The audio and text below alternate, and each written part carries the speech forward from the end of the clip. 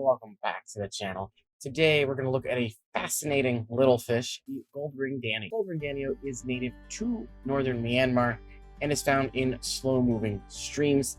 They actually didn't get their scientific name / weren't discovered until like 2009.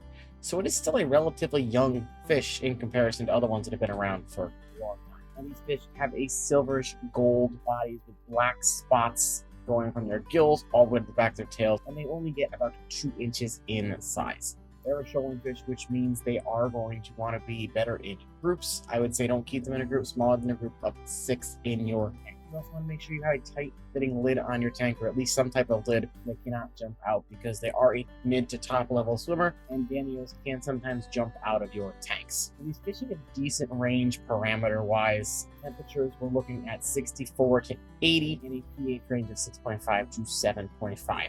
You could easily keep these in a 10-gallon tank in a group of 6. These fish will be much happier if you give them some type of live plants, some driftwood, places where they can get in and feel relaxed and just hide from the world. And in bigger groups of 6, if you put a much larger group together, they're also going to feel more relaxed. Now, if you're a more experienced fish keeper and you've kept nano tanks for a long time, you could get away with keeping a group of 10 to 12 of these in your 10-gallon tank, and that's all you have. Make sure it's heavily planted and you keep up on your maintenance, otherwise you're going to have chaos in your tank. Very, very peaceful fish as well, so as long as you keep them with things of similar size that aren't overly aggressive, you're going to be fine.